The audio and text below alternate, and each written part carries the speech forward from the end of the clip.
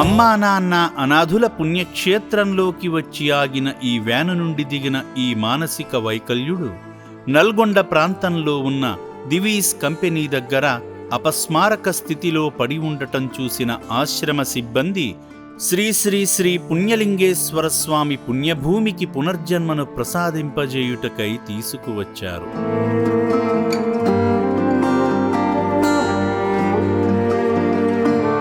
సేవా సిబ్బంది సాయంతో రక్షణాలయానికి తీసుకువెళ్లి వైద్యుని చేత పరీక్షలు చేయించుటకై ఈ నిర్భాగ్యుణ్ణి అభాగ్యుల వైద్యశాలకు తీసుకువెళ్లగా ఆశ్రమ వైద్యులు అతని ఆరోగ్య పరిస్థితిని అంచనా వేయడానికి బీపీ, హార్ట్ బీటు వంటి ప్రాథమిక పరీక్షలు చేసి మందుబిళ్లలు మింగించుచుండగా చక్కగా మింగి వైద్యం చేయించుకున్నాడు.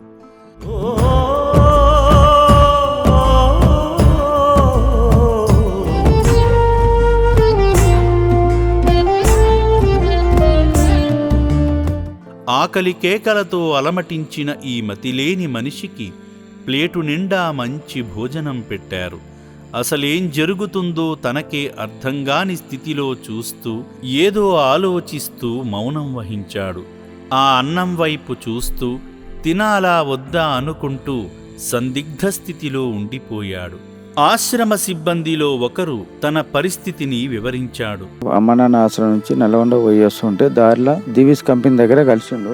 తీసుకొని వచ్చిన మత్స్యమితం లేదు, ఏం మాట్లాడడం లేదు, ఏం చెప్తాడు. నామ్ క్యా? दुबुल दुबुल दुबुल कौन सा गाँव है? कौन सा गाँव? पैसी చూస్తున్నారు కండి, ఏం మాట్లాడడం లేదు. ఇప్పుడైతే ప్రస్తుతం తీసుకొచ్చాము. ట్రీట్మెంట్ చేసినాక ఏం జరుగుతుందో తెలియదు. ఇంటికైతే ఖచ్చితంగా పంపిస్తాము, మళ్ళీ పునర్జన్మ ఇస్తాం.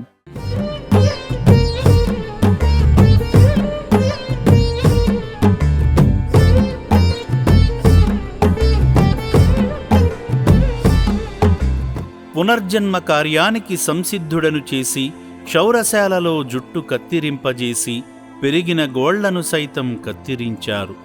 మలినమైన తన శరీరాన్ని సబ్బుతో శుభ్రపరచి శుద్ధి చేశారు. అటు తరువాత పునర్జన్మను ప్రసాదించే శ్రీ పుణ్యలింగేశ్వర స్వామి చెంతకు ఈ నిర్భాగ్యుణ్ణి తీసుకువచ్చారు.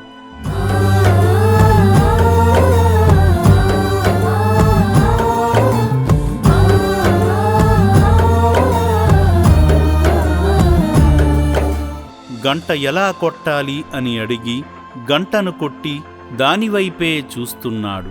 ఆ శబ్దం నచ్చిందేమో మరొక్కసారి మోగించాడు. అర్చకులు వేదమంత్రాలు జపిస్తూ తన నుదిటిపై శివనామాన్ని అద్దారు. అంతే, స్వామికి మనస్ఫూర్తిగా జలాభిషేకం చేశాడు. ఎంతో వినయాన్ని కనబరుస్తూ విధేయత చూపుతూ పూజను పూర్తి చేసుకొని శ్రీ పుణ్యలింగేశ్వర స్వామికి మనసారా మొక్కుకున్నాడు. హారతి ఇచ్చి అర్చకులు అక్షింతలు జల్లారు. ఓం శ్రీ పుణ్యలింగేశ్వర స్వామినే నమః. పూజ పూర్తి చేసుకున్న ఈ వ్యక్తిని మరలా వైద్యశాలకు తీసుకువెళ్లి మరొక్కసారి వైద్యమందించారు. ఇంతటి అదృష్టం ఎవరికి దక్కుతుందో మీరే చెప్పండి. ఆ శివయ్య ఈ బిడ్డను చల్లగా దీవించాడు. అయోమయ స్థితిలో నుండి బయటపడి పెట్టిన అన్నాన్ని పరమార్థంగా భావించి పరమేశ్వరుడే తనకు ముద్ద తినే భాగ్యాన్ని కల్పించాడని నమ్మి చక్కగా కడుపు నిండా భోజనం చేశాడు. తృప్తిగా నీరు తాగి ఆకలి తీర్చుకున్నాడు. అన్నము పెట్టి ఆదరించే సేవధామ క్షేత్రం అమ్మా నాన్న అనాథల పుణ్యక్షేత్రం. ఇలాంటి తండ్రులను కోల్పోయిన కన్నబిడ్డల్లారా, ఈ సేవాశ్రమంలో వందలాది మంది అనాథులు జీవిస్తున్నారు.